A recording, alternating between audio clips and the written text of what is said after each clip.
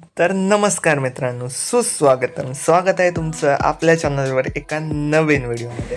तर ह्या व्हिडिओमध्ये आपण बघणार आहोत Bigg Boss Marathi season number 6चे फायनल वोटिंग ट्रेंड्स.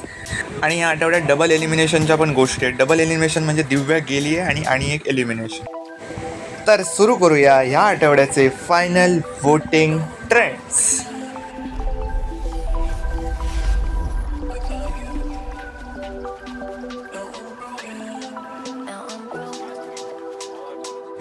तर चला सुरू करूया. नंबर 9वर आहे ओमकार राऊत. नंबर 9वरच राहिलेला आहे ओमकार राऊत, कारण ओमकार राऊत एवढा दिसत पण नाही, हल्ली दिसायला लागलाय पण तो विशाल सोबत दिसतोय, तेव्हा ते लोकांना आवडत नाही आणि हा नंबर 9वर आहे. तर काय वाटतंय, हा जाऊ शकतो का? मी न्यूज देईनच तुम्हाला कोण बाहेर पडलंय त्याची, पण सध्या तरी हा नंबर 9वर आहे. नंबर 8वर आहे अनुश्री माने. हिला वोटिंग खूप कमी झालं आहे, पण जरी हिला वोटिंग खूप कमी झालेलं असलं तरी पण ही जाणार नाही हे कन्फर्म समजा, कारण ही बिग बॉसला जो कॉन्टेंट हवे ते देते. जरी लोकांनाही आवडत नसली तरी बिग बॉसला कॉन्टेंट देत असल्यामुळे ही तर बिग बॉसच्या घरातून एवढ्या लवकर जाणार नाही आहे. तर मित्रांनो, नंबर 7वर कोण आहेत? नंबर 7वर आहेत सचिन कुमावत. लोकांचा थोडासा सपोर्ट भेटतोय पण कॉन्टेंट खूप कमी आहे आणि बिग बॉस पण यांना काढण्याची शक्यता खूप आहे, कारण यांच्याकडून कॉन्टेंट भेटत नाही आहे. पण लोकांकडून चांगला असा सपोर्ट मिळतोय म्हणून ते नंबर 7वर आहेत. एवढा चांगला भेटत नाही आहे पण नंबर 7वर आहेत.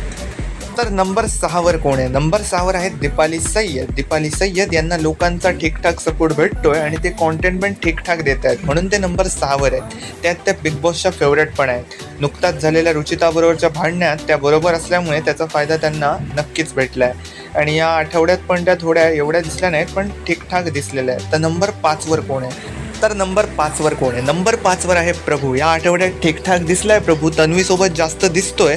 लोकांचं याच्यामधलं मत असं झालंय, जेवढे याचे सपोर्टर्स आहेत त्याच्याहून जास्त याचे हेटर्स निर्माण झाले, पण हा चांगला दिसतोय आणि या आठवड्यात तरी याच्यावर कोणताही खतरा मला बाहेर जाताना दिसत नाहीये. हा घरातच राहणार आहे.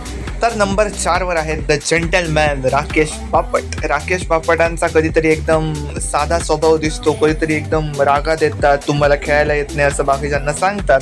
तेव्हा राकेश बापट नक्की जेंटलमॅनच आहेत का हे मला तरी समजत नाही आहे. ते सध्या तरी नंबर 4वर आहेत आणि ते पुढे जाणार आहेत, तेव्हा त्यांना पण या आठवड्यात काही धोका नाही आहे. नंबर 3वर आहे आयुष संजीव. आयुष संजीव फुटेज खूप कमी भेटत आहे पण याला सपोर्ट खूप जास्त आहे. महाराष्ट्रातून याला खूप चांगला सपोर्ट येतोय आणि याला वोट्स पण चांगले भेटत आहे. याला तन्वीचे फॅन्स पण वोट करत आहेत. मागच्या टास्कमध्ये पण याने फेअर संचालन केलं होतं, त्याचा पण याला फायदा झाला आहे आणि हा नंबर 3वर राहिला आहे. तर नंबर 2वर आहे दिव्या शिंदे. दिव्या शिंदेला प्रचंड सपोर्ट आहे पण ती घराबाहेर गेलेली आहे त्या धमकीमुळे, पण त्या वोटिंग ट्रेंड्समध्ये ती नंबर 2वर होती.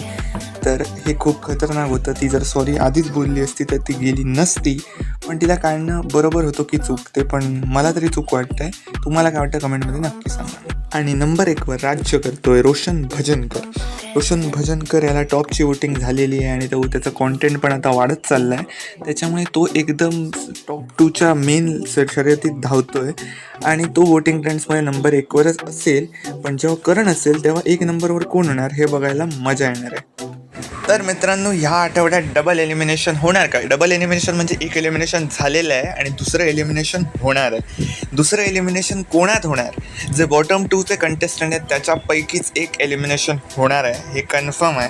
आणि जे बॉटम 2चे कंटेस्टंट आहे म्हणजे ज्यांच्यामध्ये डेंजर झोन आहे ते आहेत सचिन कुमावत आणि ओमकार राऊत. या दोघातला एक कन्फर्म घराच्या बाहेर जाणार आहे. कोण एलिमिनेट झाले ते मी तुम्हाला सांगणारच आहे. त्यासाठी माझ्या चॅनलला सबस्क्राईब करायला विसरू नका आणि अशाच बिग बॉस मराठी रिलेटेड अपडेटसाठी माझ्या चॅनलला सबस्क्राईब नक्की करा. जय महाराष्ट्र.